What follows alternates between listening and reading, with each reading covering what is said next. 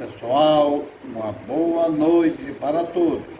Estou de volta com mais um vídeo através do canal Social Cristão. Hoje é quinta-feira, dia 11 de novembro de 2021. Peço que dê o like ou dislike e aperte no sininho e em todas para receber notificação dos vídeos. Se ainda não fez a sua inscrição no canal, faça agora e me ajude a divulgar os vídeos. E me ajude também a combater o obscurantismo, a mentira desse desgoverno.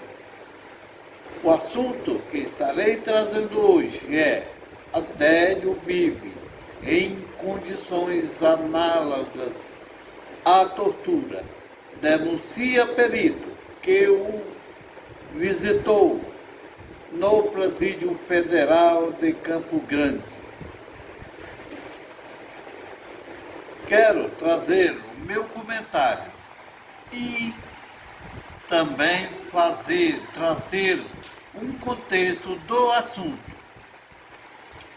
O repórter investigativo Joaquim de Carvalho, colunista do 247, fez um documentário sobre o suposto atentado à facada deferida por Adélio Bispo. Se esse suposto atentado que levou Jair Bolsonaro ao poder já era muito polêmico e deixou muitas dúvidas, e agora, depois do documentário investigativo, nos deixou mais perguntas sem respostas. Antes não sabíamos quase nada de Adélio Bispo e seus parentes, porém agora já sabemos algumas coisas sobre Adélio Bispo.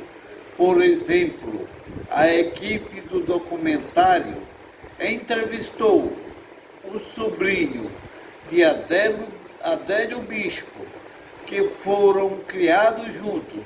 Pelo fato da mãe de Adélio ter morrido, ele foi morar com a irmã e ajudou a criar o seu sobrinho, que, segundo ele, Adélio nunca foi violento e era um evangélico fanático e que defendia as teses conservadoras que Bolsonaro sempre diz defender. Por exemplo, Adélio pregava contra o casamento entre homossexuais, contra abortos e outros. Segundo o sobrinho de Adélio, crê que ele só pode ter sido induzido a fazer esta suposta simulação.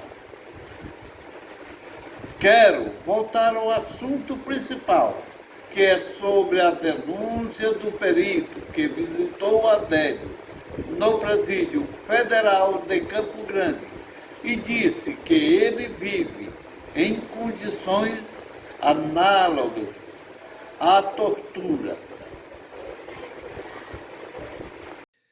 Olá, tudo bem? Pela primeira vez, uma autoridade independente, um profissional independente, visitou Adélio Bispo de Oliveira, que é o homem acusado de autor da facada ou suposta facada em Jair Bolsonaro. O nome dele é José de Ribamar de Araújo e Silva. Ele é um perito de uma entidade que se chama Mecanismo Nacional de Prevenção à Tortura. Essa entidade, ela existe por força de um acordo internacional do qual o Brasil é signatário. A ONU exige aos países, são mais de 70, que assinaram esse tratado que mantenha um mecanismo de prevenção e combate à tortura. esse mecanismo, esses peritos, eles recebem do governo federal, isso desde que uma lei foi criada em 2013, para que façam visitas a estabelecimentos penais e depois produzam relatórios para descrever as condições dos presos. O José de Ribamar ele foi entrevistado por Marconi Barum, que tem um programa no canal que se chama Resistência Contemporânea. E o Ribamar contou que, ao visitar a penitenciária, o presídio federal lá de Campo Grande, que é um presídio que tem regras de segurança máxima. Embora não seja chamado assim, as regras são muito mais duras do que qualquer outro estabelecimento penal. O presídio de Campo Grande, como outros presídios federais, eles foram criados para prender líderes de crime organizado, presos muito perigosos. E tem uma rotina lá que é de isolamento quase completo. 22 horas as pessoas ficam trancadas numa cela individual. O Ribamar vai contar um pouco nessa entrevista as condições. Mas ele diz que o Adélio hoje está vivendo em condições análogas à tortura. Condições de tortura. Mas melhor do que eu, ele mesmo que diga nesta entrevista muito importante que foi realizada pelo Marconi Barum. Ali tive a oportunidade, é preciso que alguém diga isso, permita-me dizer aqui, com toda a coragem e resistência, que tivemos a condição de entrevistar, por exemplo, o Abélio, aquele da suposta facada, eu entrevistei junto Sério, da você entrevistou o Adélio? e uma colega querida. Entrevistei o Abélio. Sabe que a primeira coisa que ele nos disse, e eu estou querendo que provem o contrário, ele, no lapso de lucidez, que ele é visivelmente insano, mas no lapso de lucidez, ele registrou uma coisa importantíssima. Ele disse o seguinte: quem é você? Quem é você? Quem é você? Nos apresentamos. Ele disse: pois vocês são a primeira autoridade que vem me visitar e eu estou quase 2 anos preso. Gente, um crime de repercussão internacional. Quem mandou ele para lá não está visitando ele. Por que nós chegamos a ele? Chegamos procurando o Abélio? Não, não. Nós nunca chegamos, nós não queremos nem saber. Aliás, eu visitei o outro, onde estavam outros presidiários que talvez eu tivesse mais fetiche de conhecer, e não fui procurar. A gente não chega procurando a pessoa, a gente não quer nem saber que crime a pessoa cometeu. Ela é que declina, às vezes. No caso dele, todos os lugares onde nós andamos, disse: vocês são da tortura, vocês trabalham com tortura, são dos direitos humanos, é assim que eles nos identificam. Vocês têm que ouvir o Abélio, ele é que está passando tortura aqui. Aí nós fomos requisitamos, temos poder de requisição, requisitamos para entrevistá-lo. A primeira observação que ele fez foi isso. Quem paga o advogado dele? Ele não sabe. Quem fez o laudo de insanidade mental dele? Ele não sabe. O José de Ribamar, ele disse qual foi a avaliação, fez uma avaliação sobre o estado de saúde do Adélio, estado de saúde mental. Nós sabemos, porque vimos a primeira audiência dele, né? Primeira vez que ele falou com uma juíza, que não era uma pessoa visivelmente louca ou insana, esse é o termo melhor. Não era. Nós vimos, isso está disponível no YouTube. Ele explica porque fez, ou tenta explicar porque fez o ato. Lá, aquele dia, em Juiz de Fora. E não era. Mas a condição dele se degradou bastante. Importante lembrar que estes estabelecimentos penais federais, eles foram feitos para que as pessoas fiquem 1 ano e pode ser renovado esse período. Mas justamente um período, até 1 ano, né? Pois pode ser renovado, mas justamente é um período delimitado por causa das condições em que as pessoas vivem. E Adélio já está lá há mais de 3 anos, por iniciativa do próprio advogado dele, ou o advogado da época, que é o Zanoni, que nesta primeira audiência, lá em Juiz de Fora, um dia depois do episódio, pediu à juíza que transferisse o Adélio para este local. Veja o que disse o José de Ribamar. Conversa longa. Ô, Ribamar, só uma última perguntinha, não precisa nem se espichar, não, para não criar nenhum embaraço para você. Mas você cutucou, eu quero recutucar. O Adélio chegou a comentar com você, o Adélio Bispo chegou a comentar com vocês, profissionalmente falando, os peritos que ali faziam a perícia não para o Adélio, mas faziam a perícia não na cela do Adélio, mas no presídio onde o Adélio estava. Ou seja, algo profissional, algo relacionado a uma dinâmica de Estado e, ao mesmo tempo, uma dinâmica de organismo internacional, como foi citado por você. Não é algo improvisado, nem é algo jornalístico, nem é algo nada. É algo necessário que tem toda uma legislação que ampara. Você estava lá fazendo a perícia junto com seus colegas. O Adélio chegou a fazer alguma denúncia específica de maus-tratos, de tortura, já que essa é a sua área? Ou seja, ele chegou a comentar algo sobre isso? Fica à vontade, se for te gerar qualquer embaraço, aí já suspenda a pergunta. Não, aqui tem um primeiro embaraço, porque ele ainda não foi publicado esse relatório, que será publicado globalmente, um relatório de todo o sistema penitenciário federal. Mas a incomunicabilidade é uma denúncia forte que ele e todos fazem. Lembro que nós não chegamos lá perguntando sobre a prisão dele, né? Nós entramos no processo dele.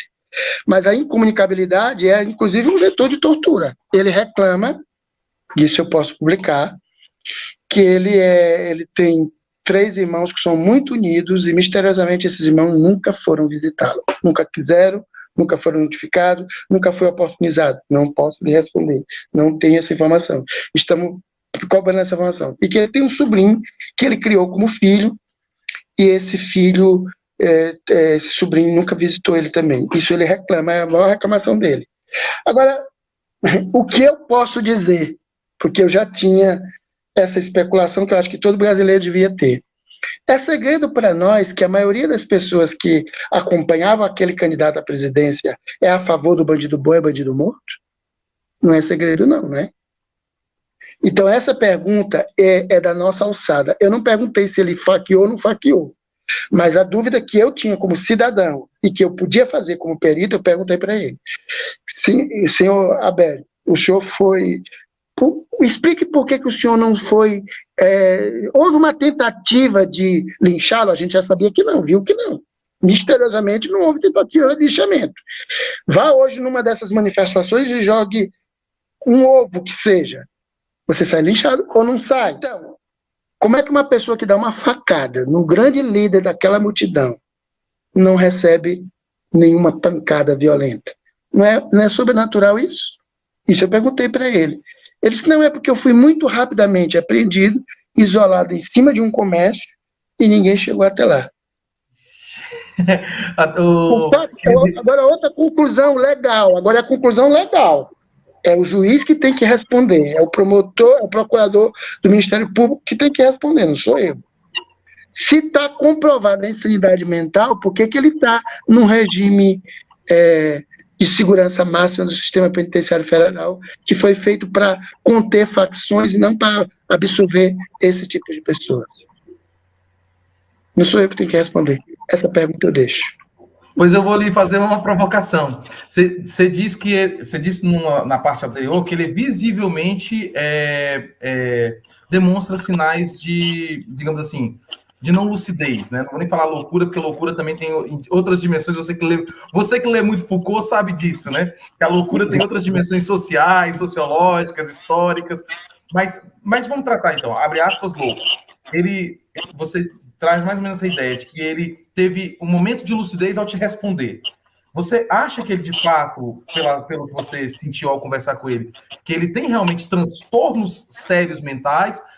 Claro que você não é psiquiatra para me responder isso, mas pela sua experiência, e já lidando com todos os tipos de presos ao longo, desde 84, nessa sua luta. Desde 1984, você conhece todo o sistema carcerário aí, nessa militância da sua luta. Então, você lidou com vários presos loucos, digamos, abre aspas, né?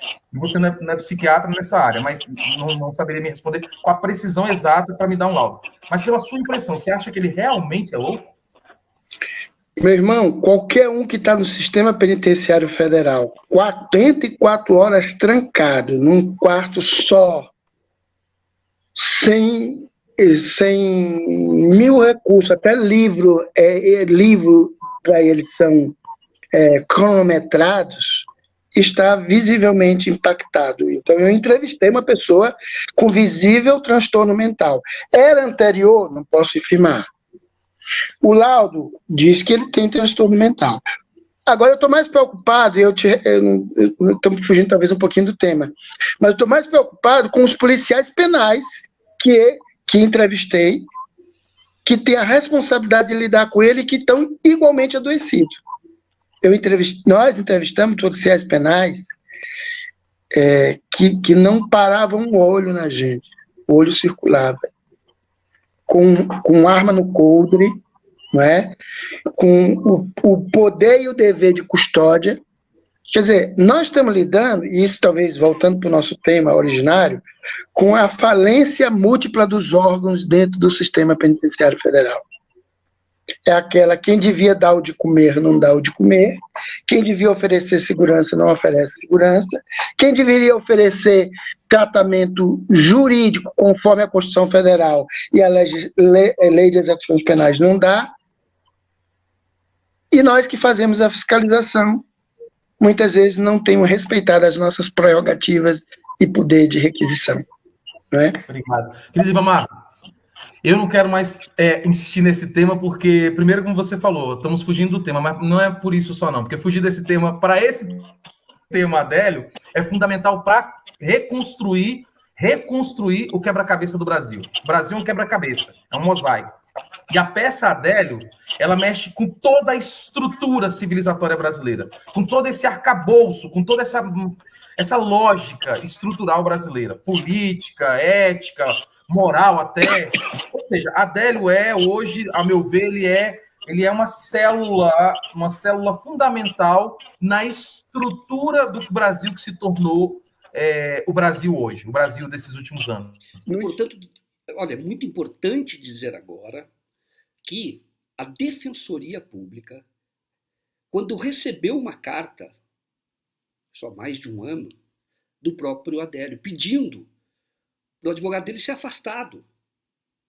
A Defensoria entrou no caso, o Adélio já estava cumprindo a medida de segurança, porque ele não é condenado, ele cumpre medida de segurança por conta do laudo que foi feito, que atestava a insanidade dele, ou que permitiu ao juiz que desse a decisão, né, de inimputabilidade do Adélio.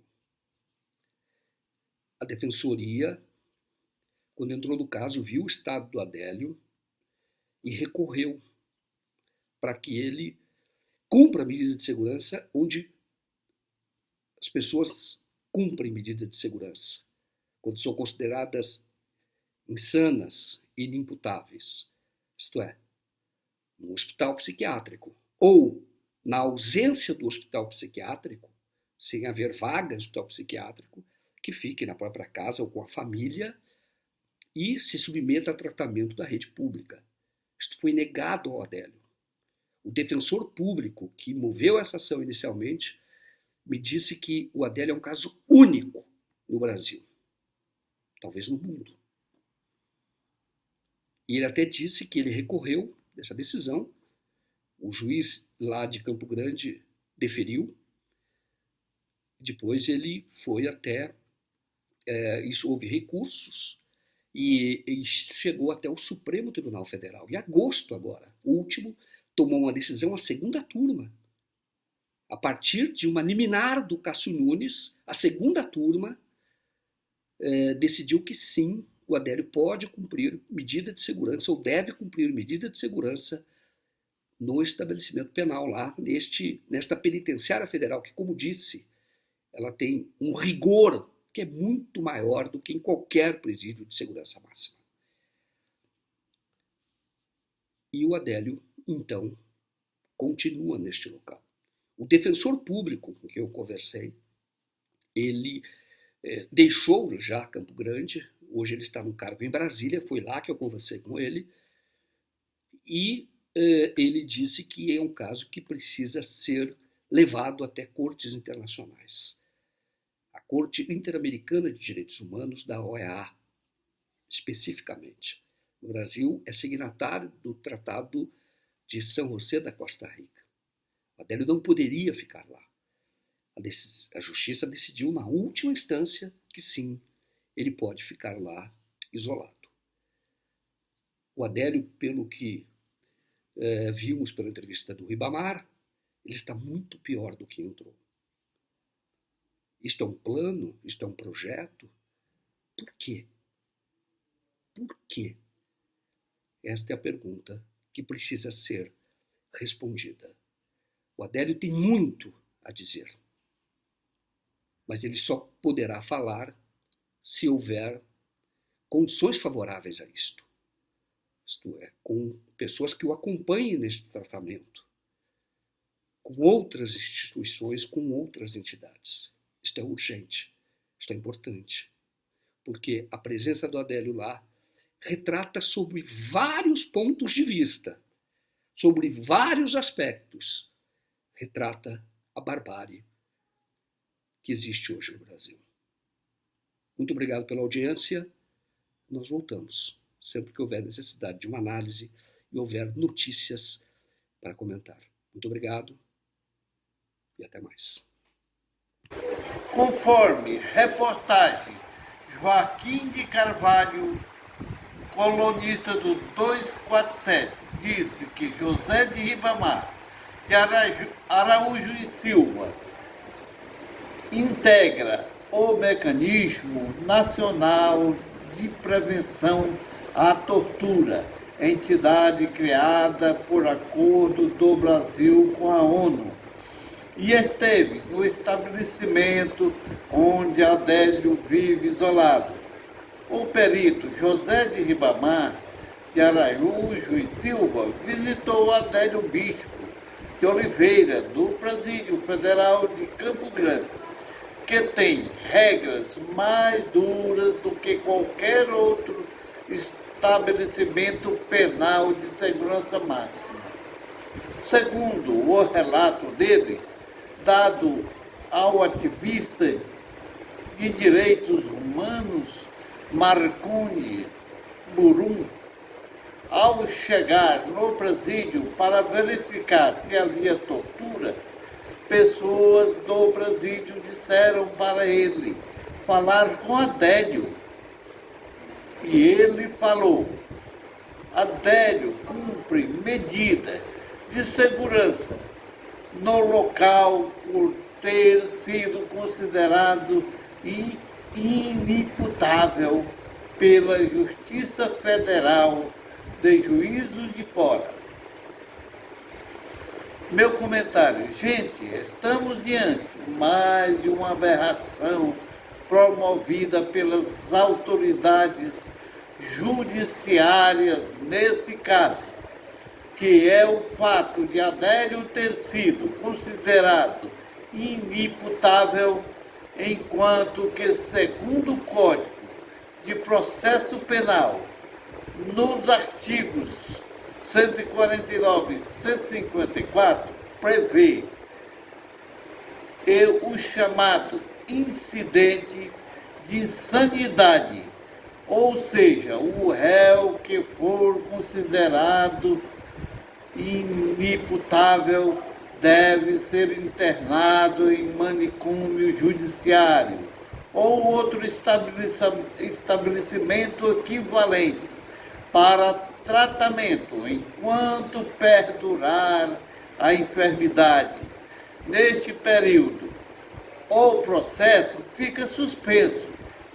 Mesmo assim, Adélio Bispo está quase 3 anos preso e isolado num presídio de segurança máxima, sendo que nunca deu uma entrevista, até porque os grandes veículos de comunicação nunca interessaram em entrevistar o preso.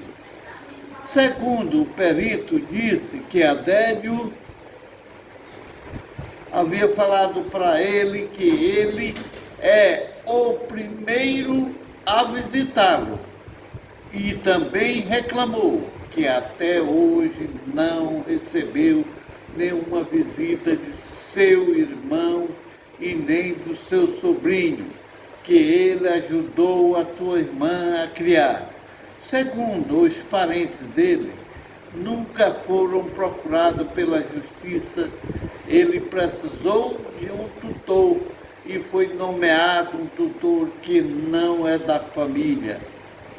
O perito conversou com um ativista de direitos humanos, Marconi Burum, do canal Resistência Contemporânea. Marconi é formado em letras e tem especialização em direito público.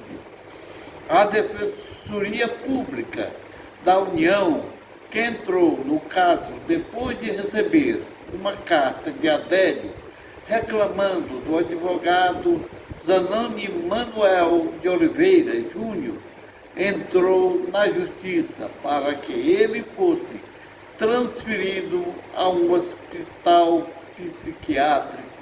O juiz de primeira instância em Campo Grande determinou a transferência à Justiça Federal. Em Juiz de Fora foi contra e estabeleceu-se um conflito de competência.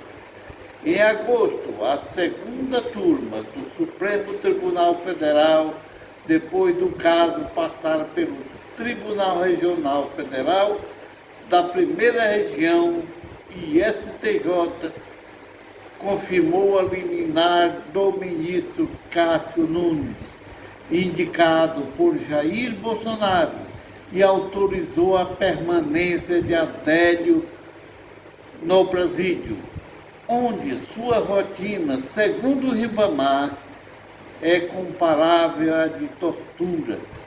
O defensor, que entrou com uma medida para que Adélio deixasse o presídio federal, me disse que o caso deveria ser remetido às cortes internacionais dos direitos humanos.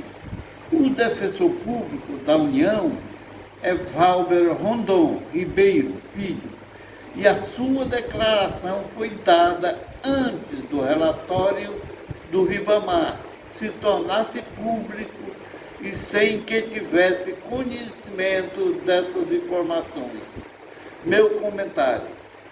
Gente, às vezes ficamos pensando por que a justiça quer segurar esse homem no presídio de segurança máxima, longe de seus familiares e ainda em condições análogas à tortura, pois ele não oferece nenhum perigo para a sociedade e pode até agravar a doença mental com a forma com que estão conduzindo ele na prisão. E também o risco que corre de ser assassinado. Já há até especulações de que eles estão aguardando o momento para usá-lo na campanha eleitoral de 2022 com uma delação bomba para incriminar a esquerda. Evidentemente que será mais uma fake news, como aconteceu em 1989 na eleição de Lula contra Fernando Collor de Mello e em outras eleições que o PT chegou a ganhar. Quero agradecer a todos que estão me acompanhando por esse canal e peço que me ajude a divulgar o canal e deixe o seu comentário. E até o próximo vídeo.